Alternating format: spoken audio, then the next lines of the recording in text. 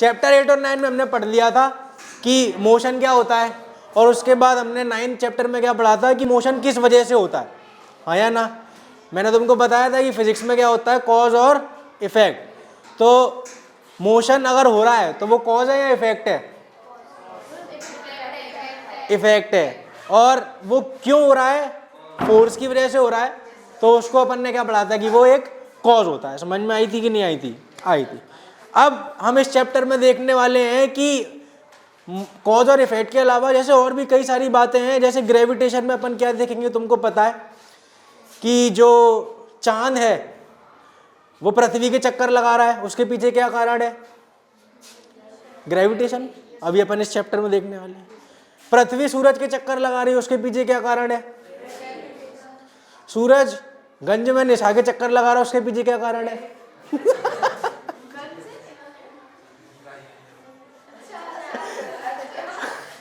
उसके पीछे ग्रेविटी का कारण, उसके पीछे सूरज जो है वो लड़की को कुछ करना चाह रहा हो। तो अपन आगे इस चैप्टर में क्या देखने वाले, समझ में आ रहा है? सूरज गंज वाला नहीं देखेंगे अपन, रियल वाला देखेंगे, ठीक है। और क्या देखेंगे, जब भी हम कोई चीज को ऊपर फेंकते हैं तो वो नीचे क्यों आती है, उसके पीछे भी क्या कारण है? हम जमीन पे हैं, जमीन पे टिके हुए हैं। ऐसा नहीं है कि हम ऐसे रात में सो रहे हैं और सुबह देख रहे हैं कि टहल रहे हैं ऊपर बढ़िया आराम से। ऐसा होता है क्या किसी के साथ? सपनों के अलावा कह रहा हूं मैं, सपनों में तो कुछ भी हो सकता है, पर ऐसा नहीं होता ना। पर अगर अपन स्पेस में जाएंगे, स्पेस में जाएंगे तो वहां पे क्या नहीं है? तो वहां पे ऐसा होता है कि तुम लेटे हो पर लेटे ही नहीं हो, तुम तो कैसे भी टहल रहे हो। एक आध वीडियो देखा है किसी ने स्पेस का? वहां पे ग्रेविटी नहीं होती, तो वहां पे किस तरीके से जीवन होता है वो बिल्कुल अलग तरीका है, ठीक है। मतलब वैसे तो वहां पे जीवन नहीं है, बट क्योंकि जैसे एस्ट्रोनॉट वगैरह चांद पे चले जाते हैं आजकल, दूसरे दूसरे प्लैनेट्स पे जाने की कोशिश कर रहे हैं, तो वहां पे किस तरीके से होता है? जीरो ग्रेविटी, समझते हो ना। वहां पे कोई भी खिंचाव नहीं होगा, और खिंचाव नहीं होगा तो क्या होगा, जो नॉर्मल अपना जैसा अपन फील कर रहे हैं वो उनको फील नहीं होता, ठीक है। तो ये सब अपन इस चैप्टर में देखने वाले हैं कि कौन सी चीज होती है, कैसे होती है। अब जैसे तुम सोच के देखो, अगर अपन ने इसको फेंका तो ये नीचे आया, तो क्या इसको हमेशा वो फेंकेंगे और हमेशा ही नीचे आएगा, कि ऐसा कभी हो सकता है कि कभी ये नीचे ना आए? है नहीं, जीरो ग्रेविटी में हम जमीन की बात कर रहा हूँ इस समय। जीरो ग्रेविटी में तो फिर रॉकेट कैसे जा रहा है देश को छोड़, दुनिया को छोड़ के? कैसे? अरे लिमिट होगी, तो मैं वही तो पूछ रहा हूं। तो क्या वो लिमिट अगर हमको पता है तो हम, सुन लो, क्या वो लिमिट हमको पता है तो हम उस लिमिट से इसको मार्कर को पहुंचा सकते हैं क्या बाहर? ज्यादा फोर्स लगेगा तो पहुंचा सकते हैं, हाँ। तो ये तुमको पता होना चाहिए कि रजनीकांत बिना फोर्स के कर लेगा। रजनीकांत तो उसकी बात अलग है। पर अगर अपन अपनी बात करें तो मैं तुमको बताता हूं, वैसे तो आउट ऑफ टॉपिक है, पर करीब करीब जहां तक मुझे याद है कि अगर 11.2 किलोमीटर प्रति सेकंड की स्पीड से अगर आप इस मार्कर को फेंक दोगे तो ये पृथ्वी के ग्रेविटी से बाहर जा सकता है। ये मेरे को एग्जैक्ट नंबर याद नहीं है, एक सेकंड रुको, मैं 11.2 है, कितना है पर सेकंड है बेटा? इसको बोला जाता है एस्केप वेलोसिटी ऑफ अर्थ। कितनी है? हाँ 11.2। वेरी गुड, बिल्कुल सही है। क्या इंसान को? इंसान कैसे? इंसान में इतनी दम नहीं है ना बेटा, चाहे तुम कितनी भी जिम कर लो, इतनी दम नहीं है कि तुम 11.2 किलोमीटर प्रति सेकंड, मतलब तुमने कोई चीज फेंकी और वो 1 सेकंड में 11 किलोमीटर आगे चले गई, इतनी दम थोड़ी ना है। चाहे अमरिंदर बाहुबली आ जाए, चाहे भीम आ जाए, वो भी नहीं फेंक पाएंगे। समझ में आ रही है?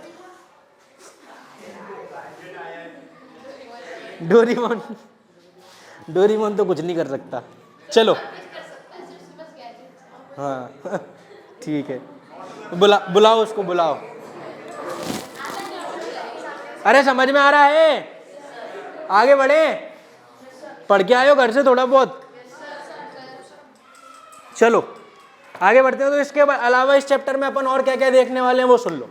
तो कुछ बातें तो मैंने बताई दी, इसके अलावा और क्या देखेंगे इस चैप्टर में? हम पहली बार देखेंगे कि मास और वेट अलग अलग चीजें होती हैं। स्टैंड हटाओ, तुम भी हटाओ। बेटा दो दो नहीं लगाने, हटाओ स्टैंड। हाँ, तो और क्या देखेंगे कि मास और वेट अलग अलग चीजें होती हैं, वो हम इस चैप्टर में देखेंगे। इसके अलावा हम देखेंगे कि अर्थ की जो ग्रेविटी है उसको कैलकुलेट कैसे किया जाता है। क्या हम अर्थ के अलावा और प्लैनेट्स की ग्रेविटी भी कैलकुलेट कर सकते हैं? बिल्कुल कर सकते हैं। हम इस चैप्टर में मून की ग्रेविटी को कैलकुलेट करके देखेंगे। हाँ, हम इस चैप्टर में मून की ग्रेविटी को कैलकुलेट करके देखेंगे, और अगर हमको अलग अलग प्लैनेट्स की वैल्यूज मालूम हो तो हम उनकी ग्रेविटी भी निकाल सकते हैं, पर वो तुम्हारे सिलेबस में नहीं है। समझ में आ रहा है? और क्या देखेंगे फिर इसके बाद, वो आने वाला है इस चैप्टर में कि प्रेशर कैसा होता है। प्रेशर की बात करेंगे। याद करो, मैंने तुमको एक दिन पढ़ाया भी था कि अगर कोई लड़की है वो गार्डन में हील पहन के जा रही है, इस तरीके की बातें करी थी। तुम्हारे बैग की जो स्ट्रिप्स हैं वो पतली होंगी तो क्या होगा, ये सब बातें करी थी। तो वो सब किसके अंडर आती है? प्रेशर के अंदर। और फिर हम बात करेंगे कि कोई चीज़ किसी भी लिक्विड में तैरती कब है, डूबती कब है, ये सब किसकी बात होगी? बायोएंसी फोर्स के बारे में बात होगी। तो कुल मिला के इस चैप्टर में बहुत सारी इंटरेस्टिंग बातें होने वाली हैं। अब अपन इस चैप्टर को शुरू करते हैं, ठीक है? आगे बात करते हैं। अब तुम देखो तुमको ये इस पेज में एक लौंडा दिख रहा है, और वो क्या कर रहा है? अरे इसी पेज पे बेटा, चैप्टर की स्टार्टिंग में दिख रहा है कि नहीं दिख रहा? और वो क्या कर रहा है? घुमा रहा है। किसको? एक रस्सी को घुमा रहा है, और रस्सी के एंड पे क्या लगा हुआ है? पत्थर लगा हुआ है। अब तुम मेरे को ये बताओ, क्या उस पत्थर को, जब वो रस्सी से पत्थर को घुमा रहा है तो वो पत्थर कौन सा मोशन कर रहा है? सर्कुलर मोशन कर रहा है। सर्कुलर मोशन के बारे में मैंने तुमको बता दिया था पहले चैप्टर 8 में कि सर्कुलर मोशन कैसा होता है। उसकी वेलोसिटी हर पॉइंट पे क्या होती है? चेंज होती है। चाहे वो स्पीड उसकी सेम रहे, बट क्योंकि डायरेक्शन हर पॉइंट पे बदल रहा है, इसीलिए वेलोसिटी भी हर पॉइंट पे बदल रही है। और मैंने तुमको बताया था कि अगर वेलोसिटी बदलती है तो क्या आता है? एक्सेलरेशन आता है। ये सब याद है तुमको? तो फिर उस समय ये भी पढ़ाया गया था कि दुनिया में कोई सा भी सर्कुलर मोशन हो, चाहे उसकी स्पीड बदले चाहे ना बदले, वेलोसिटी अगर बदल रही है तो एक्सेलरेशन आएगा। इसका मतलब all circular motion are accelerated motion. ये याद है? ठीक है। अब मैं इसमें थोड़ा सा तुमको बताना चाहूंगा कि जैसे ये सर्कुलर मोशन हो रहा है, अब इस लड़के को अगर अपन छत पे से देखेंगे तो हमको इस तरीके से सर्कल दिखेगा कि नहीं? अगर वो तुम्हारे सामने है तब तो गोला तुमको फिर इस तरीके से दिखेगा, बट अगर ऊपर से देख रहे हैं तो गोला ऐसा दिखेगा। अब मान लो कि ये इस समय पत्थर यहाँ पे, ठीक है, कोई दिक्कत है यहाँ तक? अब अगर ये सर्कुलर मोशन में घूम रहा है तो ये हम मान लेते हैं कि इस तरफ जा रहा है। सर्कुलर मोशन में दो ही डायरेक्शन होते हैं, या तो इधर की तरफ घूम रहा होगा या फिर इधर की तरफ घूम रहा होगा। अब तुम देखो, इसको घड़ी से मेजर करने की कोशिश करते हैं। अगर इस तरीके से घूम रहा है तो ये घड़ी के साथ है, हाँ या ना? तो याद रखना कि अगर इस तरीके से कोई भी चीज गोल घूमती है तो उसको बोला जाता है क्लॉकवाइज। कैसा बोला जाता है? क्योंकि वो घड़ी की दिशा में घूम रहा है। बोलो हाँ या ना? और अगर इसके अपोजिट में घूम रहा है, यानी कि इस तरीके से घूम रहा है, तो उसको क्या बोला जाएगा? ये बहुत इंपॉर्टेंट पॉइंट है, कृपया करके हमेशा याद रखना, क्योंकि आगे काम आते हैं। सबको समझ में आ रहा है? तो ये कैसा घूम रहा है? एंटी क्लॉकवाइज घूम रहा है। कोई दिक्कत? अब बात करते हैं। तुमको याद है कि मैंने तुमको बताया था कि सर्कल जो होता है उसमें जो सर्कल को छूते हुए जो लाइन निकलती है उसको क्या बोलते हैं? क्या बोलते हैं?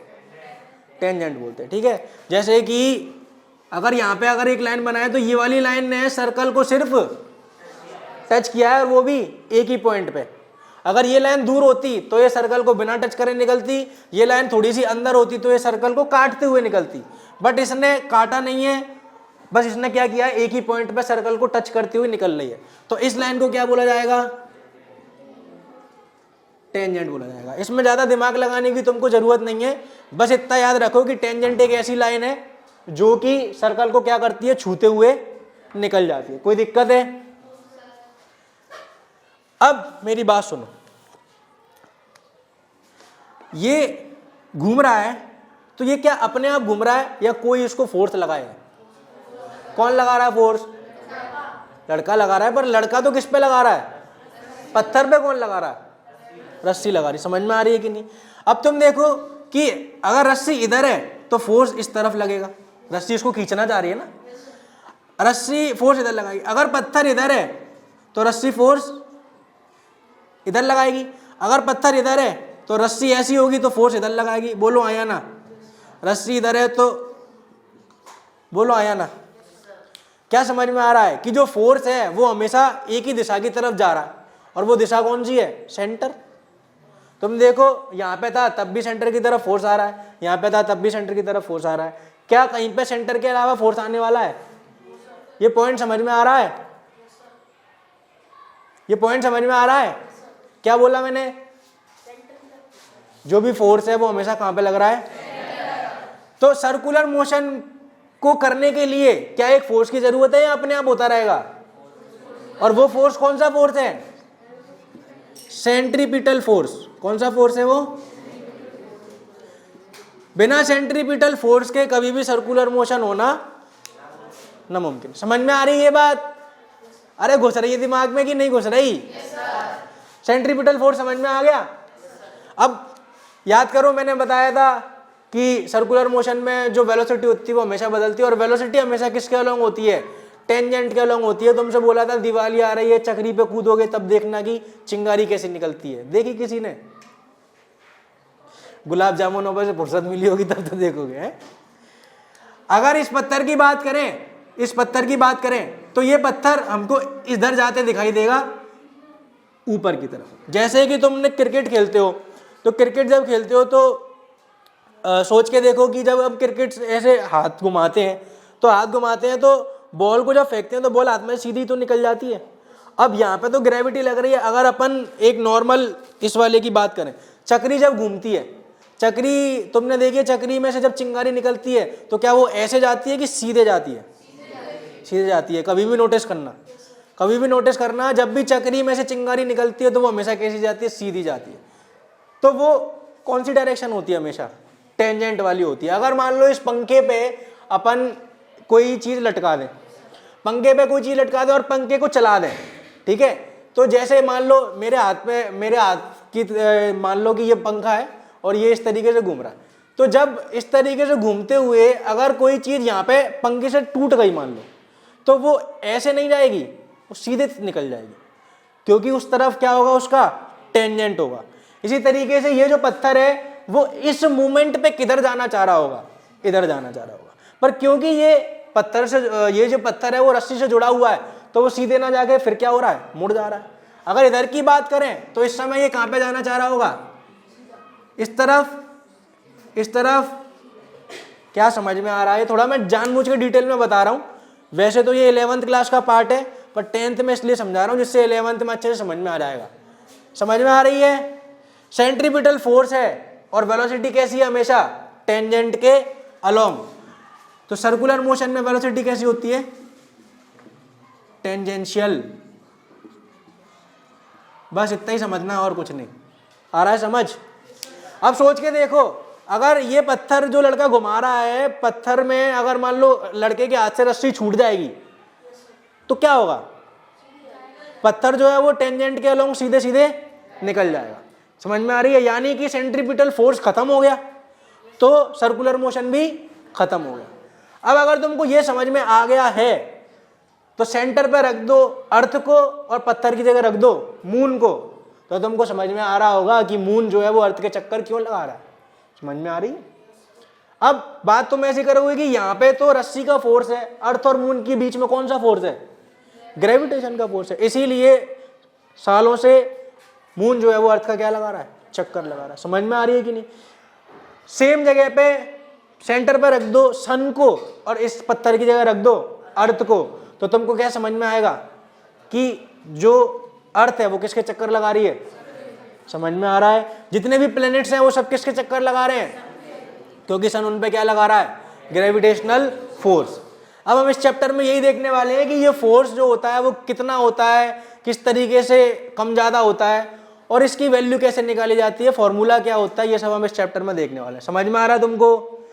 ये किस किस को समझ में आया? ईमानदारी से बताओ।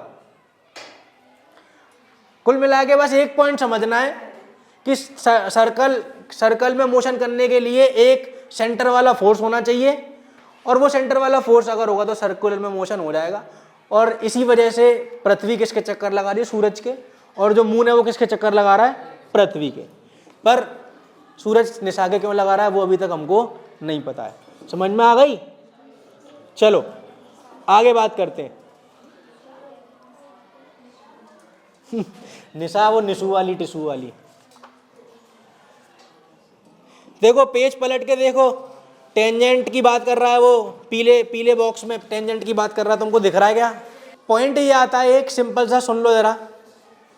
अगर अर्थ मून को खींच रही है तो क्या मून अर्थ को खींच रहा होगा? सोच के देखो। ऐसा किसने बताया हमको? न्यूटन के थर्ड लॉ ने बताया था कि भैया एक फोर्स कभी भी अकेला नहीं लग सकता, अगर एक्शन लगाए तो रिएक्शन भी लगेगा। समझ में आ रही है कि नहीं? बट हमने एक और चीज पढ़ी थी, याद करो, कि जो फोर्स होता है और जो एक्सेलरेशन होता है और जो मास होते हैं वो तीनों एक दूसरे के डिपेंडेंट होते हैं। F बराबर क्या होता है? ma। तो जितना ज्यादा मास, जितना एक्सेलरेशन क्या होगा? जितना ज्यादा मास होगा उतना कम एक्सेलरेशन होगा। तो तुम सोचो कि अर्थ और जो मून है वो दोनों एक दूसरे पे कैसा फोर्स लगा रहे हैं? सेम फोर्स लगा रहे हैं। अभी तुमको समझ में आएगा मैं क्या बता रहा हूं, ये मिटा रहा हूं। देखो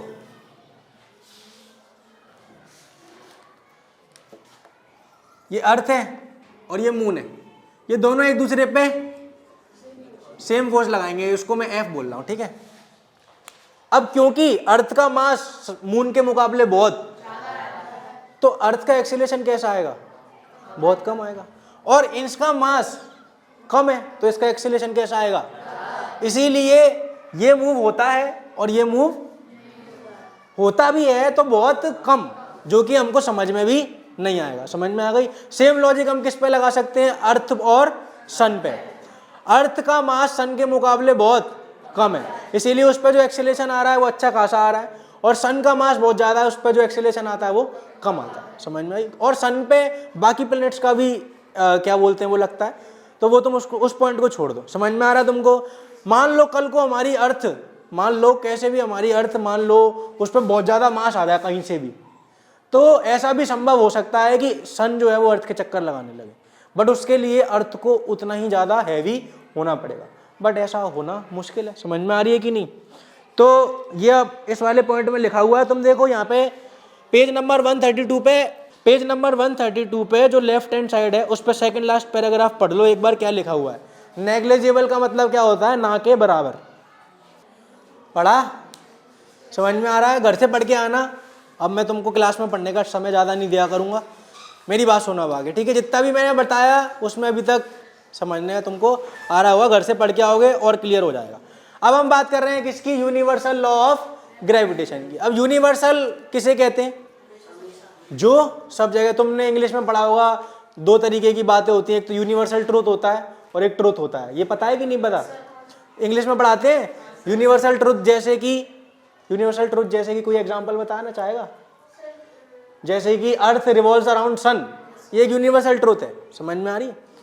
तो यूनिवर्सल का मतलब क्या होता है? जो दुनिया में, ब्रह्मांड में सब जगह अप्लाई हो, उसको क्या बोला जा रहा है? यूनिवर्सल। तो अब ये जो ग्रेविटेशन का लॉ है वो सब जगह अप्लाई है, इसीलिए इसको क्या बोल रहे हैं? Universal law of gravitation. समझ में आई? अब इस लॉ को भूल जाओ, मेरे को एक सिंपल सी बात बताओ, जैसे कि अच्छा ये इस लॉ में हम क्या पढ़ने वाले हैं कि दो चीज, कोई सी भी दो चीज हो दुनिया में, कोई सी भी दो, वो जरूरी नहीं है कि सन और मून ही हो, तुम और हम भी एक दूसरे पर ग्रेविटेशन फोर्स लगा रहे हैं। अब हम उसकी वैल्यू कैलकुलेट करके देखेंगे कि वो कितना आता है, वो अलग बात है, पर हाँ याद रखना दुनिया में दो कोई भी चीज हो वो दोनों एक दूसरे पे हमेशा क्या लगाती हैं? Gravitation force. और फोर्स दो तरीके का होता है, या तो वो अट्रैक्ट करेगा या फिर रिपेल करेगा। अब मेरी बात सुनो, मान लो मेरे हाथ में दो मैग्नेट है, क्या है मेरे हाथ में? सबने देखी है मैग्नेट? मेरे हाथ में दो मैग्नेट हैं, सबने मैग्नेट देखी है। अब तुम सोच के देखो, अच्छा मैग्नेट में तुमको पता होना चाहिए कि नॉर्थ और नॉर्थ पोल एक दूसरे को रिपेल करेंगे और नॉर्थ और साउथ एक दूसरे को। अब मान लेते हैं कि ये नॉर्थ है और ये साउथ है, तो अभी क्या होगा? इनमें अट्रैक्शन होगा, ठीक है? अब मेरे को बताओ कि जैसे ये दो है, मैग्नेट क्या एक दूसरे पे फोर्स लगाती हैं और उस फोर्स को क्या बोला जाता है? Magnetic force. समझना मैं क्या बोल रहा हूँ, बड़ी सिंपल सी बात है। तुम ये बताओ कि ये दोनों मैग्नेट हैं, इन दोनों को मैं दूर ले जा रहा हूँ, तो इनके बीच में जो फोर्स है वो बढ़ना चाहिए कि कम होना चाहिए? जितना ज़्यादा दूर ले जाएंगे उतना ही इनके बीच में फोर्स। और एक बार सोच के देखो कि इस मैग्नेट को मैंने बहुत हैवी वाली मैग्नेट ले ली और इसको भी बहुत हैवी ले ली। अगर हैवी मैग्नेट लूंगा तो इनका फोर्स बढ़ना चाहिए कि कम होना चाहिए?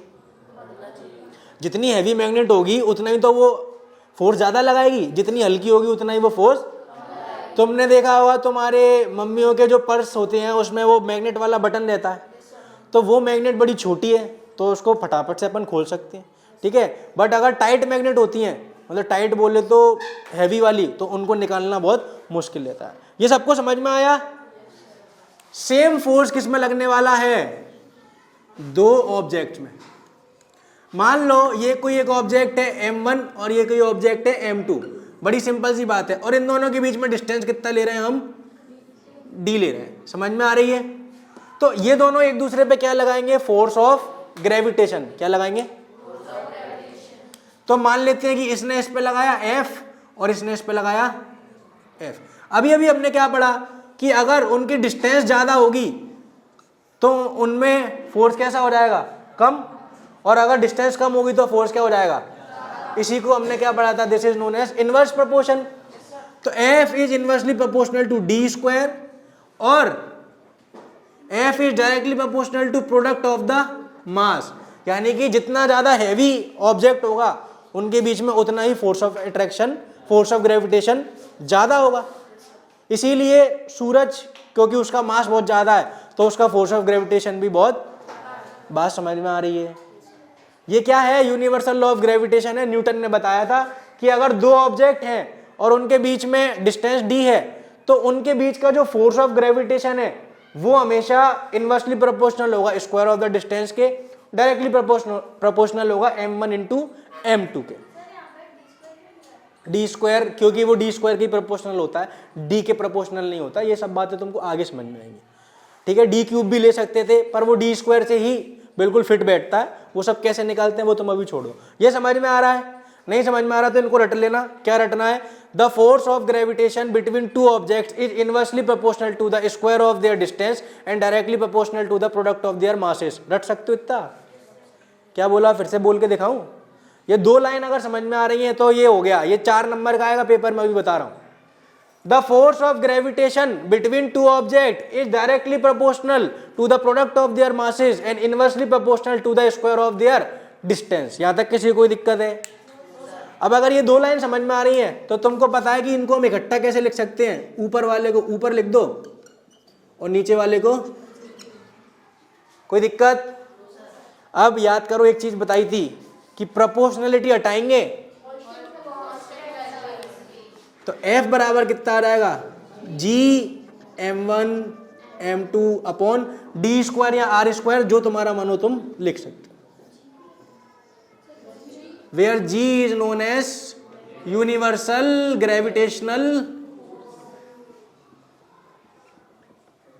Gravitational constant. यहां तक किसी को कोई दिक्कत है? समझ में आ रहा है? अब तुमको पता लग गया ना कि अगर हमको दो ऑब्जेक्ट का मास मालूम हो, दो ऑब्जेक्ट के बीच की दूरी मालूम हो, तो उससे हम क्या निकाल सकते हैं? उन दोनों के बीच में फोर्स ऑफ ग्रेविटेशन कितना है। तो एक सेकंड, तो हमको मास ऑफ अर्थ मालूम है मान लो, और हमको मास ऑफ मून मालूम है, हमको मून और अर्थ के बीच की डिस्टेंस मालूम है, और जी की वैल्यू भी बता रहा हूँ कैसे निकालते हैं। तो ये चारों पांचों चीजें मालूम है तो हम क्या निकाल सकते हैं कि मून को अर्थ कितने फोर्स से खींच रही है। इसी तरीके से मास ऑफ सन अगर मालूम है, पृथ्वी से सन की दूरी मालूम है, और मास ऑफ अर्थ तो मालूम ही है, तो हम क्या निकाल सकते हैं कि अर्थ को सन कितने फोर्स से खींच रहा है।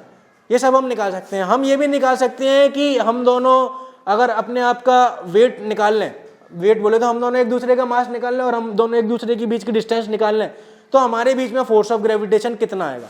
ये अभी अपन इसका वैल्यू निकाल के देखेंगे, सब करके देखेंगे। यहाँ तक समझ में आ रहा है? अब मेरी बात सुनो, फिजिक्स पढ़ते समय जब भी कोई नई चीज आती है तो उसके बारे में 2-3 बातें समझनी पड़ती है। सबसे पहले तो फिर हमको देखना पड़ेगा, अब यहाँ पे नया कौन आया है? जी। तो जी के बारे में बात करते हैं। जी क्या है? एक यूनिवर्सल ग्रेविटेशन कांस्टेंट है। अब इसकी वैल्यू कैसे निकालते हैं वो सुन लो। तो अगर हम 1 किलो का ऑब्जेक्ट ले लें m1 और m2 भी कितने का ले लें? 1 किलो का, और इन दोनों को 1 मीटर की दूरी के बीच में रख दें, इनका d कितना ले लें, तो F बराबर कितना आ जाएगा? G 1 इंटू 1 अपॉन 1 स्क्वायर, यानी कि F बराबर कितना आ गया? G। और इस फोर्स को तुम ये मान लो कि एक्सपेरिमेंटली कैलकुलेट कर लिया, तो यहाँ से जी की वैल्यू कितनी आ गई, जी बराबर आता है 6.67 इंटू 10 की पावर माइनस 11। कितना आ रहा है, 6.67 इंटू 10 की पावर माइनस 11। अभी जी की यूनिट अभी तुमको पता है, नहीं पता, तो यूनिट कैसे निकालेंगे वो देख लो। यहाँ से जी कितना आ जाएगा, F into D square upon m1 into m2, ये समझ में आता है। ये नीचे वाली चीज इधर मल्टीप्लाई होगी, ये मल्टीप्लाई में तो ये कहाँ पे जाएंगे, ये सबको समझ में आता है। अब यहाँ से यूनिट क्या आ जाएगी, तो तुम देखो यूनिट सिंपल सी है, एफ की जगह क्या आएगा न्यूटन, डी स्क्वायर यानी कि डिस्टेंस का स्क्वायर यानी कि मीटर स्क्वायर, और m1 अपॉन m2 यानी कि केजी का स्क्वायर, और इसको हम क्या लिख देंगे, Newton metre square kg minus का, ये क्या है यूनिट ऑफ जी, तो ये किस में आएगी, न्यूटन मीटर स्क्वायर केजी का माइनस का 2। देखो इधर थोड़ा बाउंसर जा रही है क्या आज बातें, कोई बात नहीं दोबारा पढ़ के आएंगे। हाँ अभी बोलो क्या डाउट है। हाँ वो एक्सपेरिमेंटल सेटअप से कैलकुलेट कर ली जाती है, तुमको उस वाली बात पे ध्यान नहीं देना। और बोलो, कांस्टेंट है वो, बस इतना पता होना चाहिए कैलकुलेट कैसे करी, कैसे ना कैसे कर ली, एक्सपेरिमेंटल सेटअप कर को आगे। और बोलो, देखो क्या लिखा हुआ है पेज 134 पे सबसे ऊपर देखो, the value of G was found out by Henry Cavendish by using a sensitive balance. अब ये सब तुमको क्या करना कि सेंसिटिव बैलेंस वगैरह क्या था, वो सब डिटेल की बात है, कुल मिला के इस तरीके से आता है। यहां तक कोई दिक्कत लग रही है? चलो अगर समझ में आ रहा है फटाफट एग्जाम्पल 10.1 समझ में आ रहा है, एक बार और देख लो, कोई पॉइंट ऐसा है जो नहीं समझ में आ रहा हो, बस ये 2 लाइनें याद करनी पड़ेंगी, फिर हो जाएगा काम तुम्हारा। ये कैलकुलेशन तो सिंपल है ना, तो ये देख लो। और आज के बाद याद रखना, 2 ऑब्जेक्ट का मास मालूम है, उनके बीच की दूरी मालूम है, जी तो हमको पता ही है, तो हम क्या निकाल सकते हैं, फोर्स ऑफ ग्रेविटेशन। तो तुम देखो 10.1 में हमसे वही पूछ रहा है, निकालो। चलो इसको घर से कर लेना 10.1 एग्जाम्पल, और ये नीले वाले सवाल कल मैं करवा देता हूँ, आज के लिए इतना बहुत है। तो वीडियो कैसा लगा आप कमेंट करके जरूर बताना। अगर आपको वीडियो से कुछ सीखने मिला है और आपको वीडियो पसंद आया है तो आप वीडियो को लाइक कर दीजिए, और इसी तरीके के वीडियोस देखने के लिए चैनल को सब्सक्राइब कर दीजिए। अगर आप कुछ बात करना चाहते हैं या फिर आपके कोई डाउट है तो आप मुझे इंस्टाग्राम पर फॉलो कर सकते हैं, लिंक डिस्क्रिप्शन में आ रही होगी। तो आज के वीडियो के लिए इतना ही, अब हम मिलेंगे अगले वीडियो में, जब तक के लिए बाय बाय।